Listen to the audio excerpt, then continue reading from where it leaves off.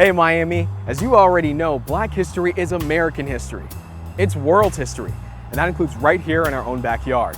Now, there's so many different things we could talk about when it comes to Black history in Miami, but today, we're focusing on tech. My name is Felecia. I grew up in Delray Beach, so I'm a Florida girl. I decided to pursue a career in tech. I taught myself how to code when I was 17 years old in high school. I was one of those kids that sucked at geometry but could rewire a cable into my room and teach myself how to code. And so tech has always intrigued me, always excited me. Starting Code Fever, which is now the Center for Black Innovation, really came about by understanding how transformational tech has been for myself and my husband, and wanting to do the same thing for our employees. We're right now sitting at the Center for Black Innovation. It is the only one that exists across the globe, and that says something about Miami, right? But that also says something about what our team here is trying to build. And so we've been here for 3 years. It was a co-working space, now it's an innovation campus. We have open desk space, we have office space, we have a studio here, but some of the largest technology companies have been here, pouring into our entrepreneurs, but then we have investors coming here all the time as a part of our Venture Capitalist in Residence program.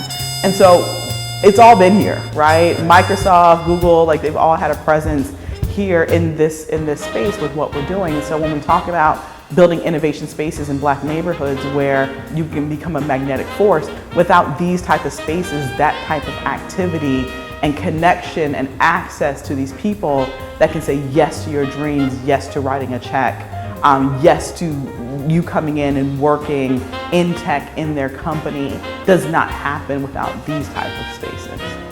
Before planting her roots in Overtown, she was recognized twice by the White House for her accomplishments. The first time was a decade ago. If you could tell me as a C student in Delray Beach that would have happened once and let alone twice, I would have never believed you at the time. And so in 2011, as one of the top 100 entrepreneurs under the age of 30, and then in 2014 for our work with Code Fever as a Champion of Change honoree for STEM access and diversity. In February 2015, the Code Fever team launched the inaugural Black Tech Week conference in Miami to highlight Black professionals in tech.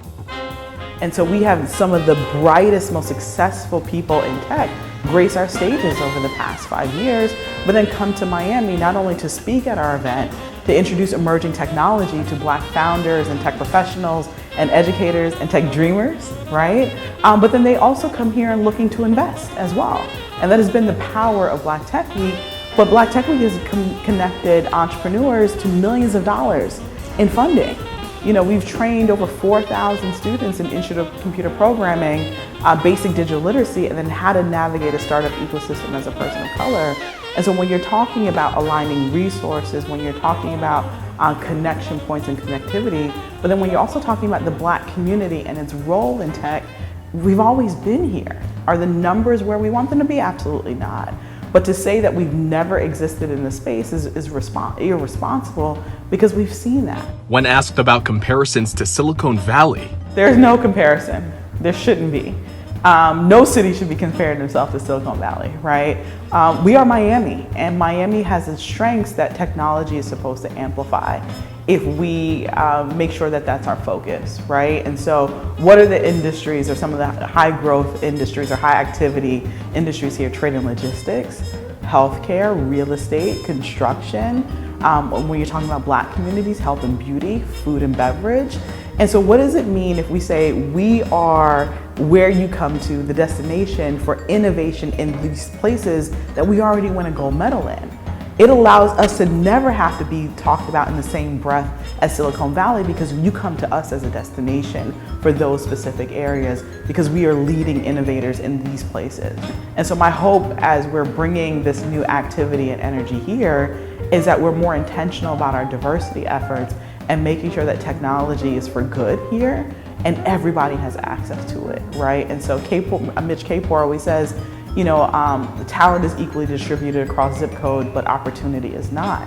And I think we're just really interested in inflection point where we can actually do something about that here in Miami and set the stage of what true diversity from a technology and innovation standpoint looks like for the rest of the globe to follow us. So what's next for the Center for Black Innovation? and tech in Miami.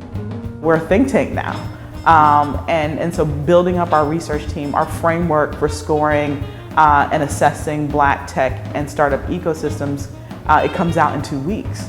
And so the first city that we're scoring is here in Miami, and then using that as a framework for other mayors and government officials to be able to score the health of their ecosystems so that they can make data-driven decisions, and conversations about what is truly needed to make sure that Black communities are an active participant and a financial beneficiary of the tech economy.